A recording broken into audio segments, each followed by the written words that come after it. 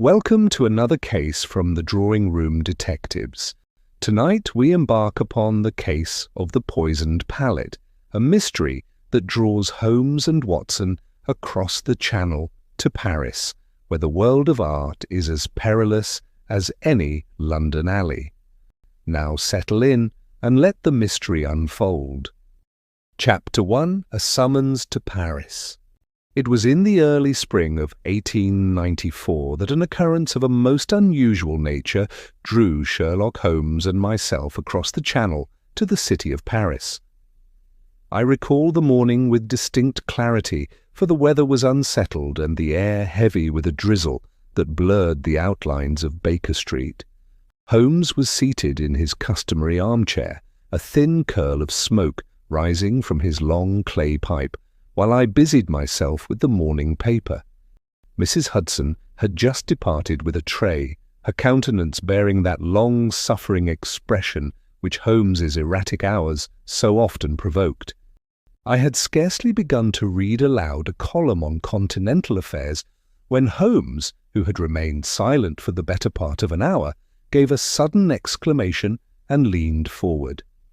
He had picked up an envelope from the small table beside him, one I had assumed to be of little consequence. Its foreign postmark, however, caught his attention. He slit it open with his penknife and, after scanning the contents, passed the slip of paper to me. It was a telegram, brief but urgent. To Mr. Sherlock Holmes, Baker Street, London. Your assistance is requested in a most singular case.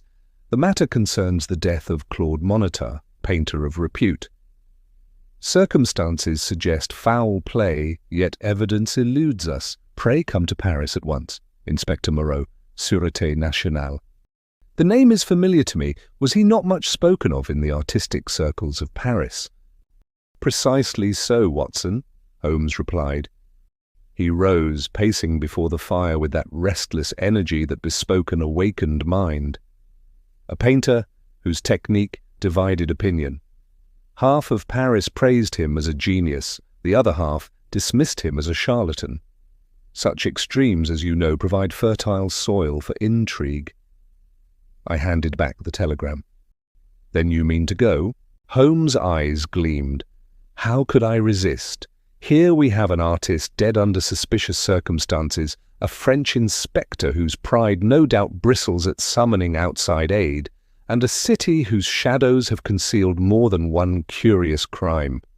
The case promises both difficulty and interest, the two conditions which most appeal to me. Before I could frame a reply, a knock at the door heralded the arrival of Inspector Lestrade of Scotland Yard. He entered briskly, hat in hand, his sharp features betraying surprise at seeing Holmes already engaged. "Good morning, Mr. Holmes, Dr. Watson. I had intended to consult you on a matter in Kensington, but it appears you are otherwise occupied." Holmes waved the telegram lightly. "Paris calls, Lestrade. A summons of such gravity that I must postpone any domestic trifles." Lestrade sniffed. "The French, eh? I should think they would be loath to admit they require help from this side of the Channel." Holmes smiled faintly. "Their reluctance renders the summons all the more significant. Still, I must decline your Kensington affair. You will acquit yourself admirably, I am sure." With a curt nod, Lestrade withdrew, leaving Holmes to turn his attention once more to me. "You perceive the urgency, Watson. Pack your medical kit and whatever notes you wish to keep. The night boat to Calais departs at 9, and I would not miss it." Thus it was that scarcely 12 hours later we found ourselves bound for the continent. The sea air was bracing, and as the vessel cut its way across the Channel, I observed my companion's features, sharp and eager beneath the brim of his travelling hat. "Do you anticipate danger, Holmes?" I asked, recalling the dark undercurrents that so often accompanied his cases. "Danger." He allowed himself the shadow of a smile. "It is the very pigment with which fate paints her most compelling canvases. Watson, I fear we are stepping into a canvas of deceit. Chapter 2. The Studio of Death. It was near midday when Holmes and I at last reached the quarter of Montmartre. The journey from the Gare du Nord had carried us through a bustling city in which gaiety and poverty seemed to jostle side by side. The hill of Montmartre, crowned by windmills and crisscrossed with narrow streets, held the atmosphere of a village, yet one teeming with artists, musicians, and all the bohemian spirit for which Paris is famed. Inspector Moreau, a lean man with a bristling moustache and a manner at once courteous and sceptical, met us at the threshold of a weather-beaten house whose upper floor served as the studio of Claude Monitor. He regarded Holmes with a mixture of curiosity and reserve. "Monsieur," he said in careful English, "it is not often that the Sûreté requests assistance from abroad, but the matter is singular. I trust you will pardon our methods." "My dear Inspector," Holmes replied with a bow, "truth recognizes no nationality. Let us see what there is to be seen." We were led up a flight of narrow stairs, the boards creaking beneath our steps. The studio door opened to reveal a scene both melancholy and arresting. The great room was bathed in a grey light that filtered through tall windows, illuminating easels, canvases, and the clutter of an artist's trade. In the centre lay the body of Claude Monitor, stretched upon the wooden floor, one arm outstretched toward a palette which lay smeared with grotesque daubs of pigment. His countenance, though peaceful, bore that faint rigidity which told its own silent tale of death. Etienne Dubois, the young apprentice, stood in a corner with downcast eyes, his pale face betraying a mixture of shock and grief. He was scarcely more than 20, with long hair that fell untidily across his brow and hands stained with colour that no washing had yet removed. Holmes moved at once to the corpse, dropping to his knees with the swift precision of a surgeon. He examined the body with that keen eye of his, running his fingers lightly across the painter's wrists and lifting the palette with a delicacy that bespoke both respect and suspicion. "You observe, Watson," he said quietly. "No bruise, no mark of violence. The hand lies open, the features composed. Death has come without struggle." Inspector Moreau folded his arms. "There is no sign of intrusion. The door was locked upon the inside. It was the apprentice who found him thus when he returned from an errand." Holmes sniffed at the palette, his nostrils dilating. "An odour, faint but distinct. This pigment is no ordinary compound. Note the peculiar sheen where the blue and white mingle." I bent to look. To my untrained eye, it was but paint, though oddly viscous. Holmes replaced it upon the floor with care. Monitor was painting when death overtook him. Yet he did not cry out nor rise from his seat. It is as if the brush itself were the instrument of his destruction. The inspector raised his brows. "You believe the colours themselves are dangerous?" "I believe nothing, Inspector. I merely note. Belief is for the artist. Deduction is for the detective." Holmes then moved about the room, glancing swiftly at canvases propped against the walls, unfinished landscapes, portraits with half-formed features, studies of light upon water. He paused before one, a woman's likeness, delicately rendered, and tapped his finger upon the wet paint. "Yesterday's work," he murmured. "Yet the brushes have not been cleaned. Tell me, Monsieur Dubois," he said, "when did you last see your master alive?" The young man started, his voice breaking as he spoke. "This morning, monsieur. He was in good spirits, planning to finish his new canvas. He sent me to fetch supplies from the colourman. When I returned—" His voice faltered, and he gestured helplessly toward the lifeless form. Holmes studied him keenly. "And the door was locked?"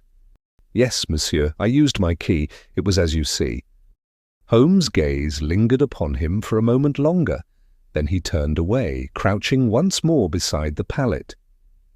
He drew out his lens and peered intently at the surface, though what detail he observed he did not disclose. Inspector Moreau gave a short laugh. "You see, monsieur, the case is simple. The painter has suffered some seizure, an accident of nature. Paris whispers of poison, but I find no evidence of it." Holmes replaced his lens and rose. "Whispers, Inspector, are often more instructive than silence. The dead man cannot speak, but his colours may yet tell us their story." We departed the studio a short time later, the figure of young Dubois still leaning against the wall, his hands trembling. As we descended the stairs, I could not but glance back at him. "Holmes," I whispered, "the boy's distress, do you think he could in any way be implicated?" Holmes adjusted his coat and gave me a fleeting look. "Watson, emotion may cloud judgment, but it can also conceal truth. Let us keep an open mind." Chapter 3. The Apprentice's Alibi. The shadows of late afternoon stretched across the cobbled streets of Montmartre as Holmes and I made our way to a modest establishment that bore the painted sign Café Dubois. Inspector Moreau had departed upon some official errand, leaving us free to pursue our inquiries in our own manner. It was Holmes's suggestion that we call upon the mother of young Etienne Dubois, whose pale countenance in the studio had impressed me with an air of sincerity, though Holmes had made no comment beyond his usual cryptic mutterings. The café stood upon a corner, frequented by artists and their hangers-on. A handful of patrons lingered at small tables, their pipes sending wreaths of smoke to mingle with the smell of coffee and freshly baked bread. Behind the counter stood a stout woman in widow's black, her dark eyes watchful but not unkind. She greeted us in halting English when Holmes introduced himself. "Ah, you are the gentleman who come from Londres. My boy has told me. Please, sit. He's much distraught." At her beckoning, Etienne emerged from a back room, clutching a portfolio of sketches against his breast. The lad's hands still bore the faint stains of colour, though he had attempted to wash them clean. His nervous manner reminded me of a medical student before his first examination. Holmes wasted little time in polite preliminaries. "Monsieur Dubois," he began in his precise tones, "you were the last to see Claude Montmartre alive. You must therefore help us to reconstruct his final hours." The young man's voice was low but steady. "This morning, my master gave me a list of colours and brushes to fetch."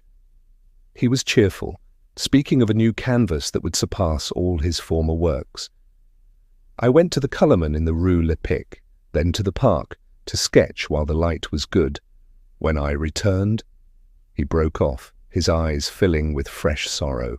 Holmes' gaze was fixed upon him, sharp and unyielding. "At what hour did you return to the studio?" "It was past noon, monsieur, perhaps 12:30. "And during the interval?"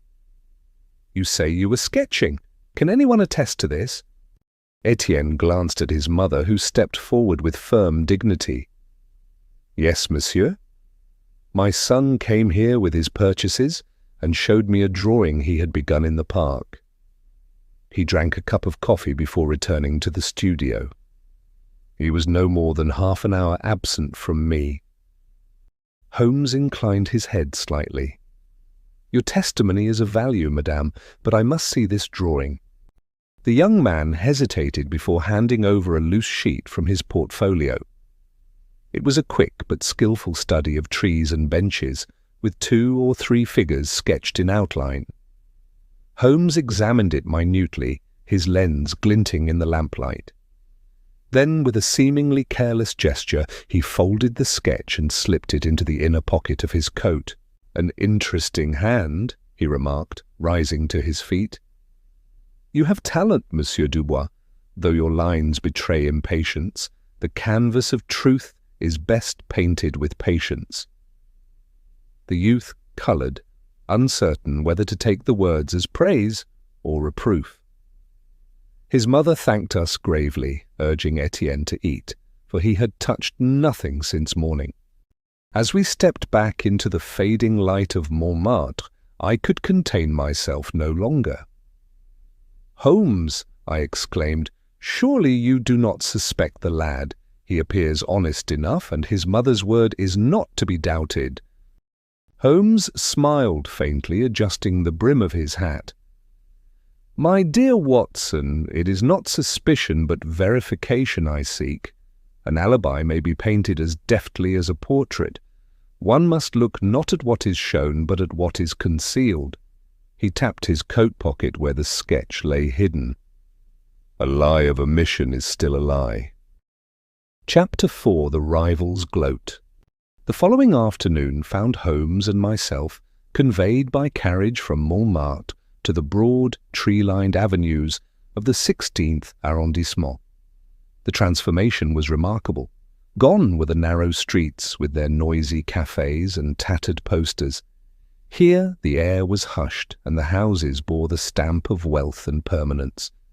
Our destination was a stately mansion of pale stone, its windows adorned with iron balconies and a wrought-iron gate that gleamed as though it had been freshly polished. "This, Watson," Holmes remarked as we alighted, "is the other face of Paris, the face that conceals as much as Montmartre proclaims. Here, ambition is clothed in silk, but no less sharp beneath its trappings." We were admitted by a solemn butler and led through a gallery where rich tapestries and ornate canvases proclaimed the prosperity of our host. Antoine Lavigne awaited us in a drawing-room that overlooked a garden of immaculately trimmed hedges. He was a tall man, fashionably dressed, with dark hair brushed back from a high forehead.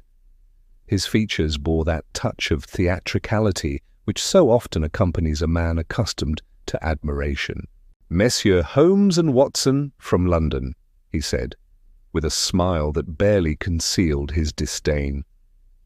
"I am flattered that the death of poor Montmartre should warrant such distinguished visitors. Pray be seated." Holmes inclined his head, but did not sit. "Your rival's death has caused no small stir, Monsieur Lavigne. You knew him well?" "Knew him?" Lavigne gave a short laugh. "We all knew him, monsieur. Montmartre was a man of talent, yes, but of unstable temperament. He painted as others gamble, with frenzy, hoping for fortune. His decline was inevitable. If death has taken him, it has done so at the natural conclusion of his path." I could not help but bristle at the coldness of the remark. "Sir, whatever his faults, the man is scarcely buried." "Might compassion not temper your words?" Lavigne spread his hands in a gesture half apologetic, half mocking. "You are a doctor, monsieur, and speak of compassion. I am an artist, and I speak of truth. Paris will move on. It always does." Holmes, who had been moving slowly about the room with his hands clasped behind his back, paused near a side table where brushes and small jars of pigment lay scattered. He lifted one between his long fingers, his keen eyes resting for a moment upon Lavigne. "You work even here, monsieur?" Lavigne shrugged. Inspiration does not wait upon convenience. Holmes replaced the jar with a faint smile, but I noticed, as I have so often, that nothing escaped his gaze. He had already observed, I was certain, the faint smears of colour upon Lavigne's hands.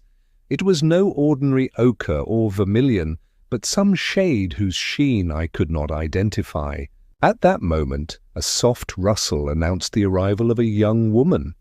She was of striking beauty, with dark hair and a figure that carried both grace and weariness. "Mademoiselle Cécile," said Lavigne with a flourish. "She has sat for many of my canvases and for Montmartre's as well. Truly she is the muse of Montmartre."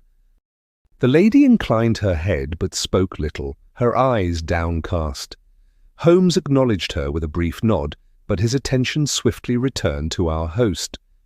Our conversation lingered for some minutes longer, Levine alternating between boastful anecdotes of his own triumphs and disparagement of his deceased rival. Holmes listened with polite indifference, offering only the occasional question in his cool, measured tones. I confess I found the man insufferable, and I was relieved when at last Holmes gave the signal that our visit was at an end.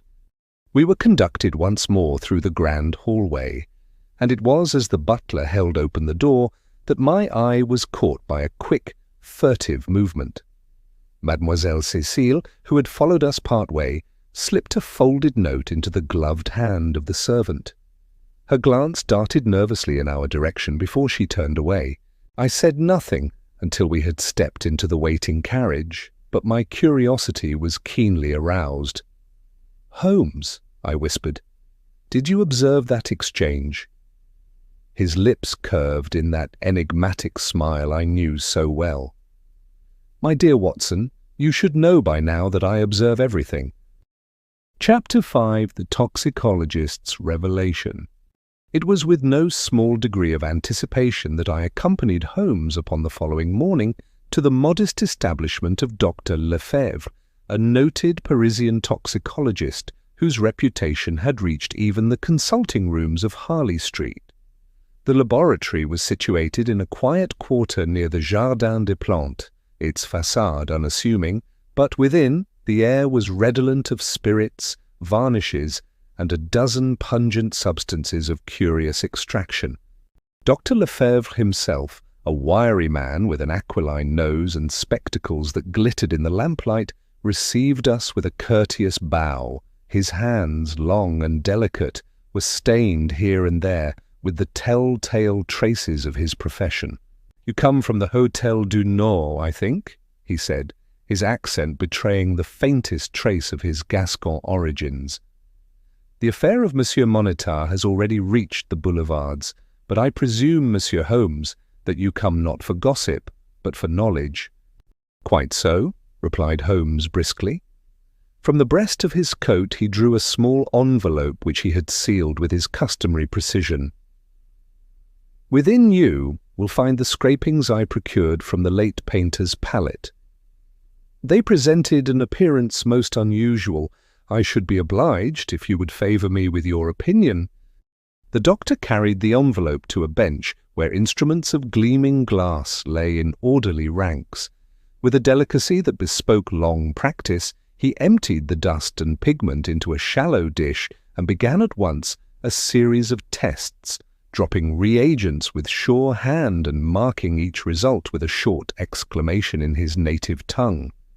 Holmes stood motionless, his eyes fixed upon the proceedings, while I busied myself with noting the curious aspect of the place. Jars of powders, ranged like soldiers, coils of glass tubing that twisted like serpents, and a narrow window through which the autumn light fell coldly upon the apparatus. At length Dr. Lefebvre straightened, and there was a shadow of gravity upon his features. "Messieurs," said he, "what you have brought me is no common pigment. It is indeed an oil colour, yes, but adulterated most cunningly with an alkaloid derived from Aconitum napellus, which you may know as monkshood or wolfsbane, a most virulent poison. Ingested even in small quantities, it brings upon the victim numbness, weakness, and ultimately death." "Montmartre did not apply this to his lips voluntarily," said Holmes quietly. "Assuredly not," replied the doctor. "Yet the manner of admixture is ingenious. Bound with oil, the substance would not declare itself at once. Its progress is slow, perhaps several hours, before the fatal seizure comes upon the unfortunate subject. Thus, he may paint innocently, even eat or drink after touching the brush to his mouth, and not suspect that he carries death upon his fingers." I confess a shudder passed through me at this revelation. That a man might be slain by the very tools of his noble calling seemed a refinement of cruelty beyond belief. "Your analysis is precise, Doctor," said Holmes, inclining his head. "It suggests, however, a curious problem.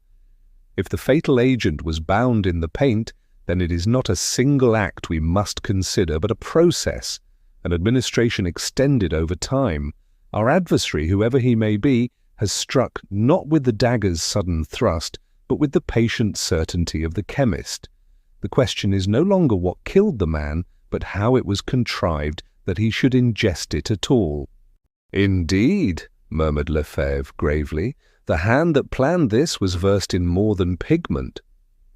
Holmes replaced the empty envelope in his pocket and gave a sharp tug at his cuffs. His face was thoughtful, but his eyes shone with that peculiar light which I had long learned to associate with the scent of the chase. "Come, Watson," he said abruptly.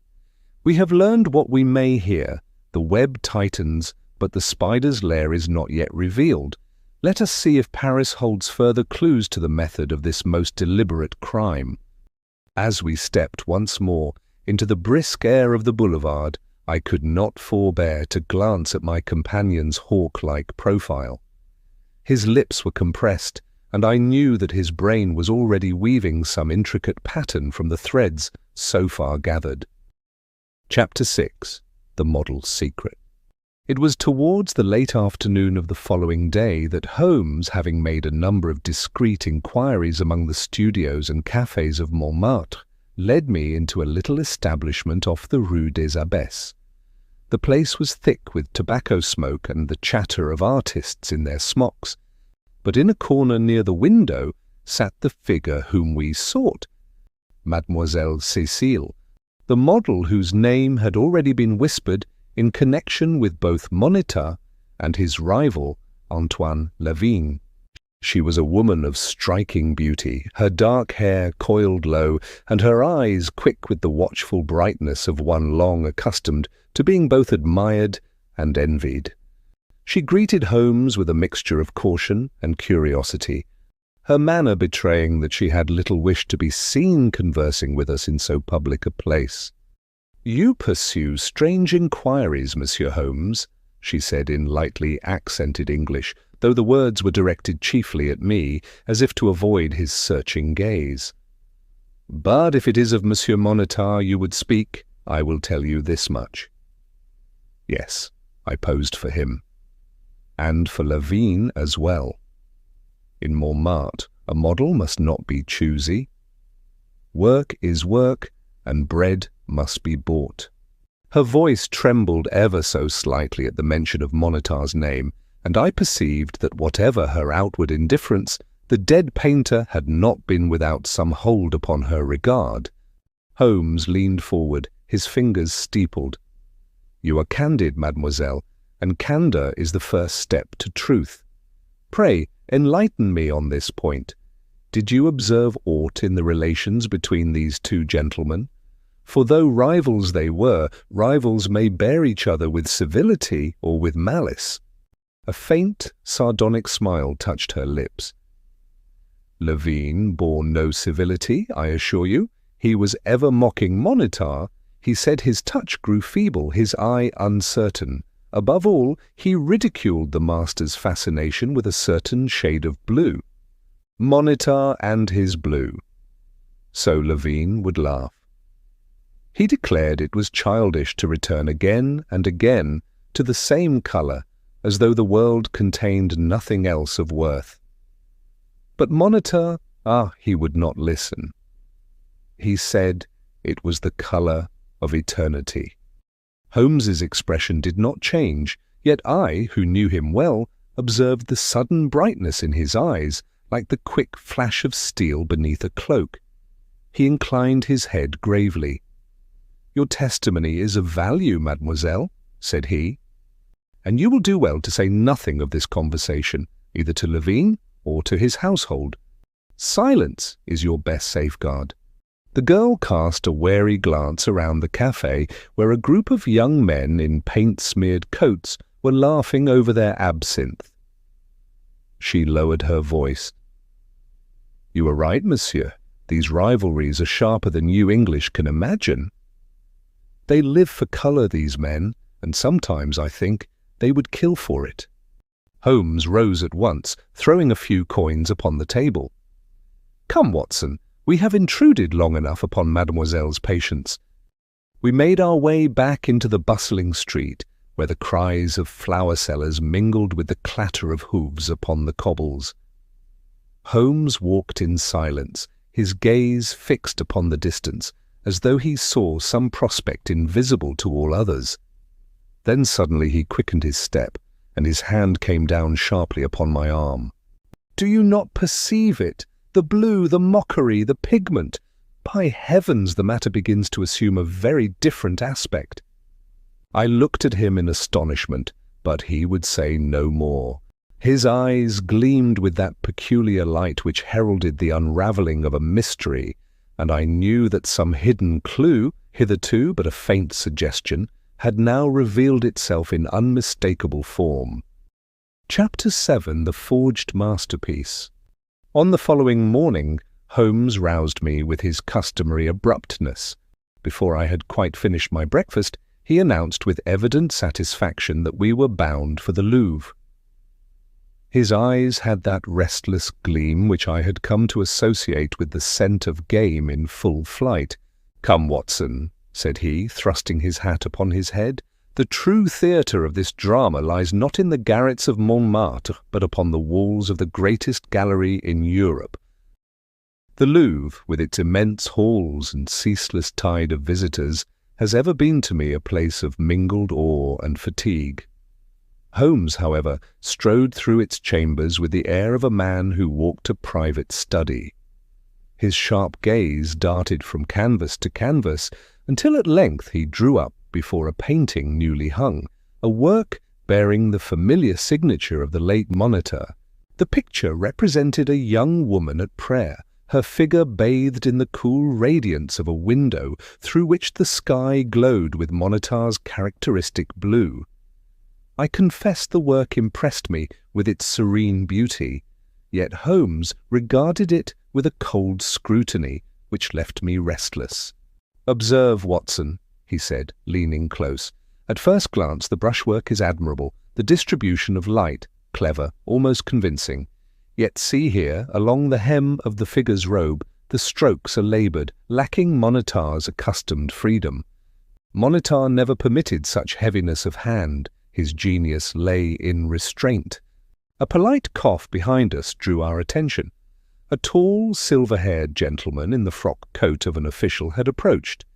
He introduced himself as Monsieur Valette, a curator of the gallery, and expressed his surprise at finding two Englishmen so intently engaged upon the picture. "Sir," said Holmes gravely, "I fear you labour under a misapprehension. This canvas is not the work of Monitor." The curator's face paled. "Not Monitor? Impossible. It was acquired but a fortnight ago and at a handsome price." "The signature is forged," Holmes interrupted. "The pigments are recent, the varnish uneven, and the hand betrays itself. Your treasure, monsieur, is a counterfeit." The poor curator was visibly shaken. He examined the painting anew, his lips trembling as though he wished to protest, but could not find the words. Holmes, meanwhile, bent closer, his gaze fixed upon a narrow streak of colour near the window. "There, Watson, the same unnatural shade of blue of which we heard yesterday. It is the colour of artifice, not of nature. Its presence here convicts the painter as surely as a fingerprint." Monsieur Valette turned towards us in despair. "But who would dare such a sacrilege?" Holmes straightened, his expression unreadable. "That, sir, is the question we must answer. But rest assured, the truth will not remain concealed." As we quitted the gallery, Holmes walked in uncharacteristic silence, his brows drawn low. At length, in the shadow of the great court, he spoke in a tone of cold certainty. "Levine's greed has blinded him," he murmured, half to himself. But to what end? Chapter 8. The Butler's Confession. It was on a grey and lowering afternoon that Holmes and I once more found ourselves at the gates of Levine's mansion in the fashionable quarter of the 16th arrondissement. The house, with its tall windows and ornate balconies, seemed to frown upon the narrow street below. We were admitted after some delay, not to the presence of Levine himself, but to that of his butler, a lean and anxious fellow whose furtive eyes betrayed a troubled conscience. Holmes regarded the man with that cool, penetrating glance which seemed to strip away all pretense. "You know, my good fellow," said he without preamble, "that the death of Montmartre was no accident of failing health, but the direct result of poison cunningly introduced into his pigments." The butler started and half raised a hand as though to deny it, but Holmes silenced him with a gesture. It is useless to dissemble. The pigment was placed in Montmartre's studio by another hand than his own, and I have traced that hand to you. The man sank into a chair, his face ashen. For a moment he pressed his knuckles against his temples, as if to summon courage. Then, in a low and broken voice, he spoke. "It is true, monsieur, I placed the colour there, but I did so under orders. My master, Monsieur Levine, bade me carry a vial to Montmartre's studio and mingle it with the paints upon his palette.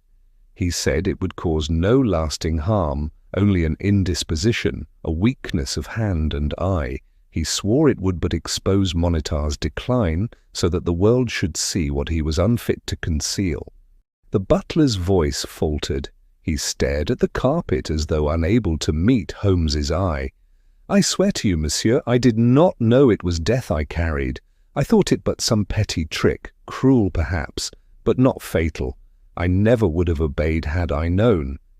Holmes listened with folded arms, his expression impassive. Only the narrowing of his eyes betrayed the current of thought passing through that singular mind. "You say Levine spoke of weakness and decline?" he asked softly. "That his aim was to discredit, not destroy?" The butler nodded eagerly, as if seizing upon the chance of absolution. "Yes, monsieur, yes. That was his word to me. He never wished for blood upon his hands. I am but a servant." I obeyed. Holmes bent suddenly, his gaze boring into the trembling man. "And yet consider, Watson," he said, "the substance was monkshood, a toxin of infamous potency. It does not weaken alone, it kills, slowly, inexorably. No man who had once studied its properties could mistake its nature. Levine is no ignoramus in matters of art and chemistry. He knew very well what he set in motion." The butler gave a strangled cry, but Holmes silenced him with a cold gesture. "Spare your protests. There is a lie here, and not yours alone. The truth of Levine's intent must be dragged into the light, and I mean to drag it." As we left the mansion, the air heavy with impending rain, I glanced at Holmes's grim countenance. His lips were compressed, his eyes hard with purpose. "You do not credit the fellow's story?" I asked. Holmes's reply was short, yet it rang with finality. "No, Watson, the man shields his master, but mark me well, the shield is cracking." Chapter 9. The Apprentice's Secret. The following afternoon found us once more within the shadowed precincts of Montmartre's studio. The shutters had been drawn back, and the wan light of a September sky filtered through the dusty panes, illuminating the unfinished canvases which stood about the room like mute accusers. The odour of oil and turpentine still lingered, mingled with a faint, sickly taint which recalled the substance we now knew to be poison. Etienne Dubois was there, seated upon a stool, his youthful figure bent in dejection. His hands, ink-stained and restless, toyed nervously with a stick of charcoal. The boy started as we entered, his eyes widening with something between fear and despair. Holmes advanced without ceremony, and from the inner pocket of his coat withdrew the folded sheet which he had so casually pocketed at the Café Dubois. With a swift movement he spread it upon the workbench. "You recognize this, I presume?" The lad's face flushed scarlet. It was, indeed, a deftly executed sketch, no idle doodle, but a studied rendering of a grand façade with wrought-iron balconies and sculpted pediments. I myself had recognized it instantly when Holmes first showed it to me, though I had not remarked upon it at the time. It was unmistakably Lavigne's mansion in the 16th arrondissement. Etienne faltered. It is only a drawing, monsieur. I sketch buildings as others sketch flowers. It is nothing." Holmes's eyes gleamed with that merciless clarity which no man could long withstand. He tapped the paper with a forefinger. "Do not insult my intelligence, boy. This is no idle fancy. It was drawn from memory, not imagination, and it betrays a familiarity with the interior arrangements which no casual passer-by could possess. You have been within those walls, and not once only." The lad's lips trembled, his charcoal snapped between his fingers, and with a low cry he buried his face in his hands. "It is true," he sobbed. "I have been there, but I swear to you, Dr. Watson, I never wished Monsieur Montmartre harm. He was good to me, kinder than any man since my father's death. I loved him as a master and as a friend." "Then why, in heaven's name," I demanded, "should you consort with his rival?" Holmes raised a hand to still my outburst. His voice, though stern, was not unkind. "Tell us all, Etienne. Conceal nothing, for concealment now is ruin." Through broken words and many pauses the truth came forth. Lavigne, it seemed, had discovered a youthful folly in the apprentice's past, a debt owed, a promise rashly made, and a letter which, if revealed, would bring shame upon Madame Dubois and ruin upon her modest café. With this knowledge, the rival painter had ensnared the boy. He had compelled him to steal sketches from Montmartre's portfolio, to convey copies of unfinished compositions, and to report upon his master's methods. "I did as he bade me," Etienne whispered, "but only because I feared for my mother. He threatened us both. Never would I have tampered with the paints or harmed my master's work. When I heard he was dead, I thought the guilt would kill me." The lad broke down utterly, his frame shaking with suppressed sobs. Holmes, however, regarded him with a keen and unwavering gaze. At length he folded the sketch once more and slipped it into his pocket.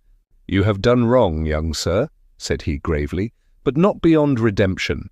The net in which you were caught is of Lavigne's weaving, and it is he who must answer for the greater crime. Courage, and you may yet see your honour cleared." As we stepped out into the fading light of Montmartre, I could not forbear glancing at Holmes. His features were set with a stern resolve, his eyes bright with that peculiar fire which heralded the climax of a case. Chapter 10. The Final Brushstroke. The gathering storm which had long brooded over our inquiry broke at last within the walls of Lavigne's mansion. Holmes had, with quiet authority, summoned all the principal players to the confrontation. It was evening, and the lamps burned low in the gilded salon, their flickering light reflected in mirrors and gilt frames that lined the walls. Inspector Moreau of the Paris police was present, stiff in his dark frock coat, his scepticism plainly warring with curiosity. I myself kept watch from a corner, my pen ready to record what promised to be the decisive scene. At the centre, reclining in a velvet chair with all the hauteur of an aristocrat receiving guests, was Lavigne himself. His dark eyes darted from Holmes to the others, and a mocking smile played about his lips. "You summon me to my own house, monsieur?" said he in a tone of scorn. "Is this an inquiry or a farce?" Holmes remained unmoved. With deliberate precision he laid upon the table three objects: a painter's palette upon which smeared pigment still clung, a rolled canvas wrapped in protective cloth, and lastly the folded sketch of Lavigne's mansion that we had wrested from Etienne's conscience. "These," said Holmes, "are the brushstrokes of truth. Observe them well, for they compose the portrait of a murderer." Lavigne gave a short laugh, though I saw his fingers tighten upon the arm of his chair. Holmes pointed first to the palette. Upon this, Dr. Lefebvre has identified traces of monkshood, a poison of insidious and lingering power. Mixed with the oils, it entered Montmartre's very blood through the medium of his art. This was no accident of failing health, no mere weakness of hand, but a deliberate act. He unrolled the canvas next, revealing the Louvre acquisition which Holmes had earlier examined. Even to my inexpert eye, the brushwork seemed uncertain, the colouring subtly false. This so-called Montmartre, Holmes continued, is a forgery, executed with skill, but betrayed by errors of technique and proportion. It was placed where it might pass as genuine, thus swelling the fortunes of its true creator. Finally, Holmes touched the folded sketch. And here is the unwilling tool of the crime. Etienne Dubois, compelled by your threats, was forced to carry intelligence and designs from his master's studio. But he would not, and did not, poison his friend. He was but the pawn upon your chessboard. At this Levine sprang to his feet, his face pale, his eyes flashing. "Lies!" he cried. "The boy himself confessed. He stole, he spied, he betrayed." "He stole at your bidding," Holmes retorted coldly, "and spied because you held his mother's livelihood in your grasp. But he did not kill. You alone had knowledge of the poison's properties. You alone had motive to discredit and to ruin, and when chance brought death instead of mere infirmity, you sought to cast suspicion upon the innocent. It was a master's hand, Levine, but a master's hand turned to crime." A silence followed, broken only by the distant rumble of a carriage in the street. Moreau allowed himself a grim smile, and Levine's composure, so long maintained, crumbled at last. His voice sank, bitter and trembling. "Yes," he muttered. "It is true. I meant to ruin him, not to kill, but what matter? He is dead, and the world will say his genius failed him." "On the contrary," Holmes said, his voice as keen as a blade, "the world will say Antoine Levane murdered him." "Inspector Moreau, the man is in your custody." The French officer, no longer sceptical, stepped forward with his men. Levine made no resistance as the bracelets of steel closed upon his wrists. As the villain was led away, Holmes turned to me with that air of quiet detachment which so often followed his triumphs. "A man who paints with poison, Watson," said he, "is no artist, but a murderer." Chapter 11. The Return to Baker Street. Our return to London was accomplished in dreary weather, a steady drizzle blurring the windows of the carriage that bore us from Charing Cross to Baker Street. Paris, with its teeming boulevards and clamorous ateliers, seemed already a dream half-faded, though the shadow of the tragic affair of Claude Montmartre lingered heavily upon my mind. The death of that gifted but troubled artist, the duplicity of his rival Levine, and the plight of the unfortunate apprentice Etienne were themes that would, I felt, haunt me for many a day. Holmes, however, appeared untouched by melancholy. Throughout the journey he had immersed himself in a small monograph on rare Oriental pigments, the very volume he had purchased in a dingy bookstall near the Seine. He now sat bolt upright in the cab, the book closed upon his knee, his eyes alight with that peculiar gleam which I had come to associate with his moments of supreme intellectual satisfaction. "It is curious, Watson," said he suddenly, as though continuing some silent chain of reasoning, "how often it is envy that leads men to their ruin. Levine's genius, such as it was, lay in mimicry.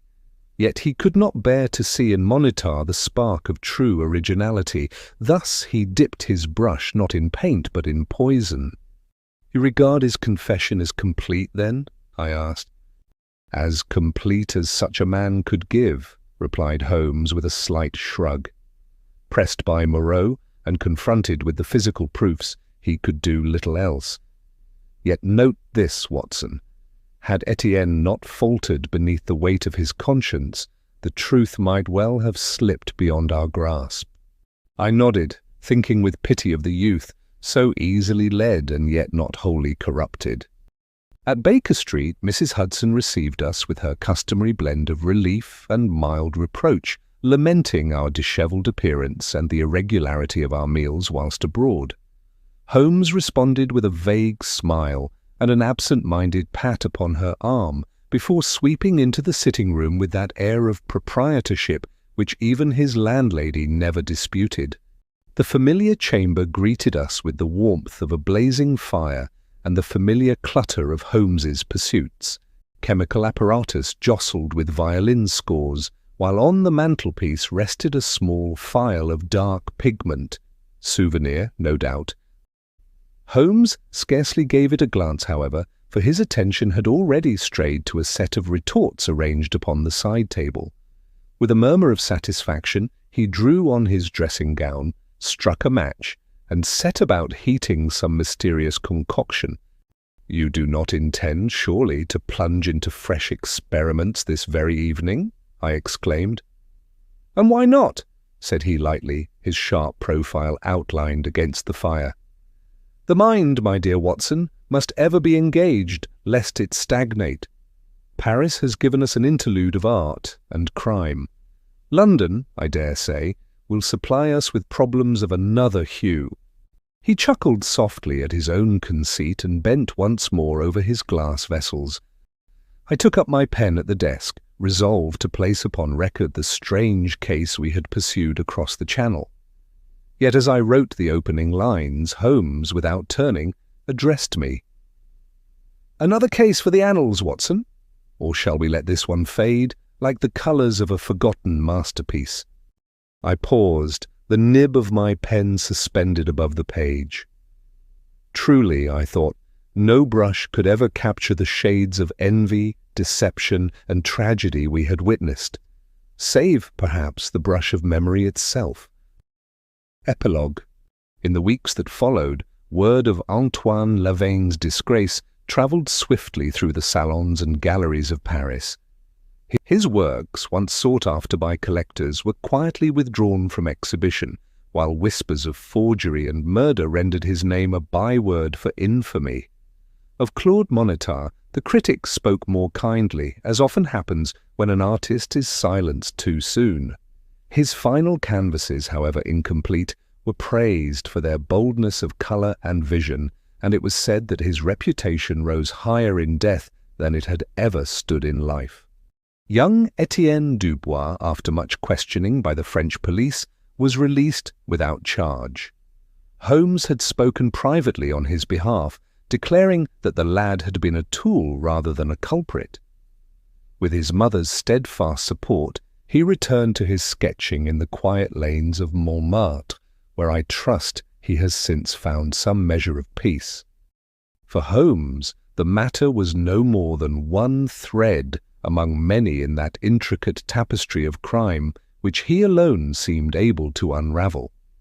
Yet I, who had seen the tragedy at its heart, could not help but feel that the poisoned palette had stained more than canvas. It had touched the very souls of those who lived by the brush. And so concludes the case of the poisoned palette, a tale in which envy stained not merely canvas, but lives. In the bohemian cafes and glittering galleries of Paris, Holmes uncovered that behind every masterpiece may lurk the shadow of ambition, and behind ambition, the hand of murder. If this story captured your imagination, do consider subscribing and sharing this story with your friends and fellow sleuths. And to our growing community of detectives, let us know in the comments what time and date this story reached you. Until our next investigation, keep your eyes sharp, your wits steady, and remember, in art, as in life, what appears beautiful upon the surface may conceal the deadliest of pigments. Good night.